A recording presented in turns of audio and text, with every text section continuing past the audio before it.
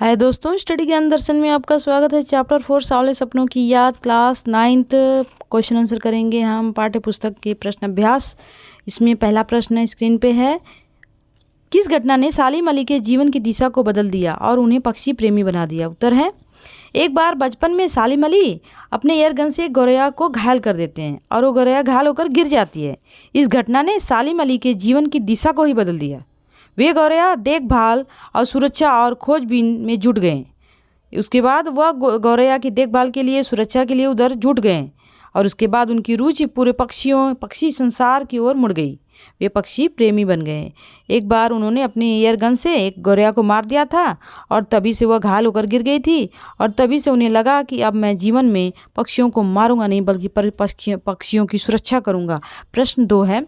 सालिम अली ने पूर्व प्रधानमंत्री के सामने पर्यावरण से संबंधित किन संभावित खतरों का चित्र खींचा होगा कि जिससे उनकी आंखें नम हो गई? उत्तर है, सालिम अली ने पूर्व प्रधानमंत्री चरण चौधरी सिंह के सामने रेगिस्तानी हवा के गर्म झोंकों और उसके दुष्प्रभाव का उल्लेख किया होगा।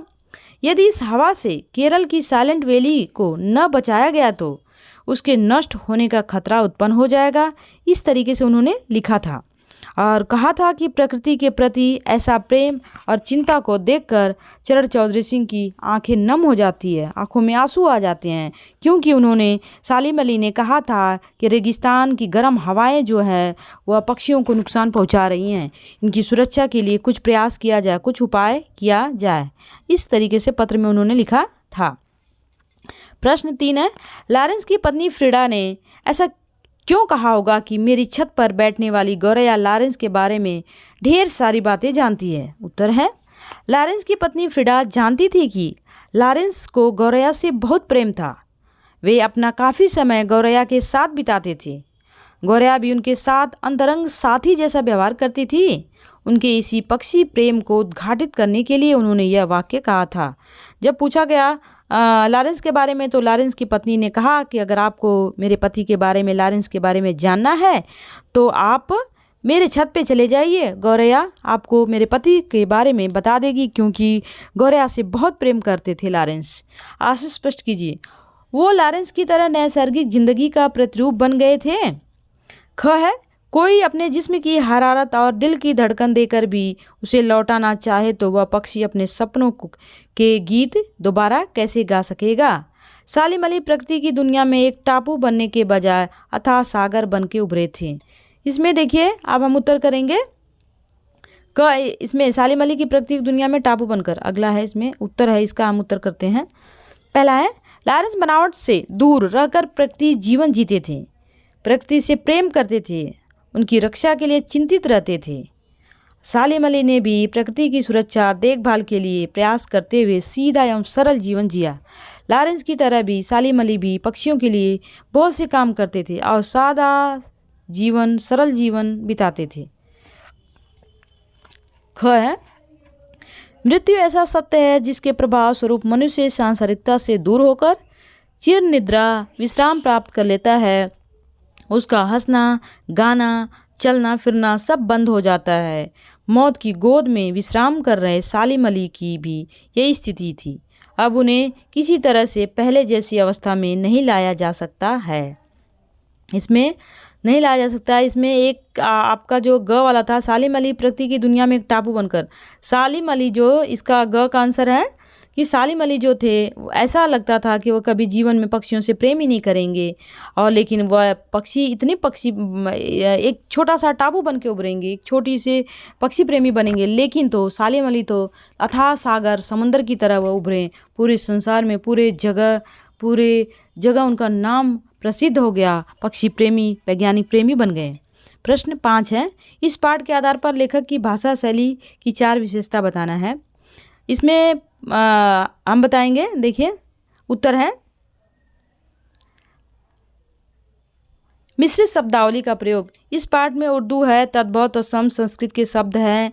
उर्दू शब्दों का अधिक प्रयोग है। उदाहरणतः जिंदगी है, परिंदा, खूबसूरत, हुजूम, खामोश, सैलानी, सफ़र, तमाम, आखिरी, माहौल, खुद, संस्कृति, सभी प्रचुर मात्रा में इसका प्रयोग किया गया है। जैसे संभव, अंतहीन, पक्षी, वर्ष इत्यादि, वाटिका, विश्राम, संगीतमय, प्रतिरूप।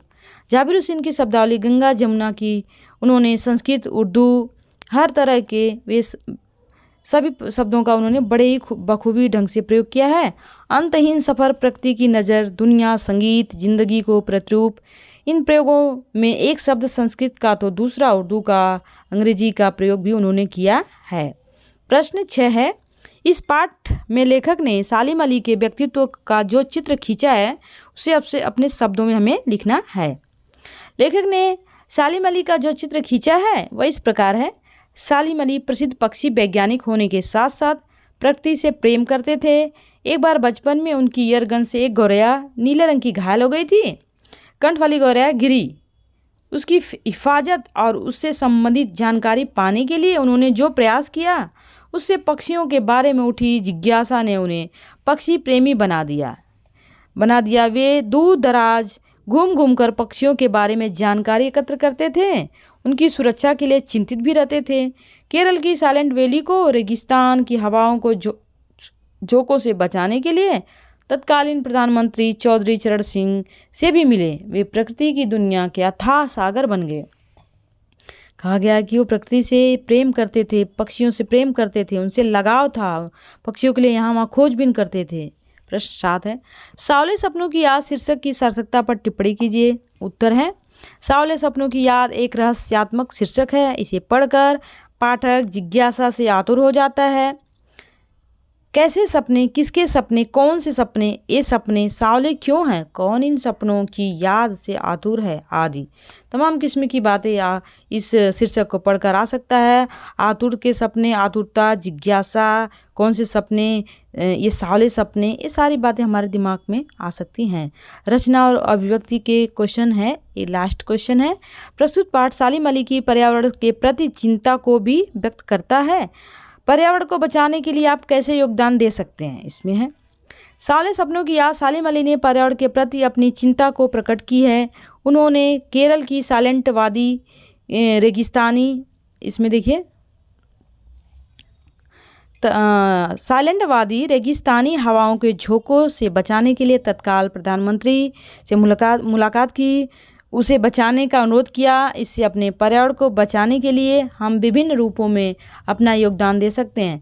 इसका मतलब है कि अगर हम चाहें तो हम भी पर्यावरण को सुरक्षित रखने के लिए, पर्यावरण को बचाने के लिए हम भी बहुत सारे प्रयास कर सकते हैं।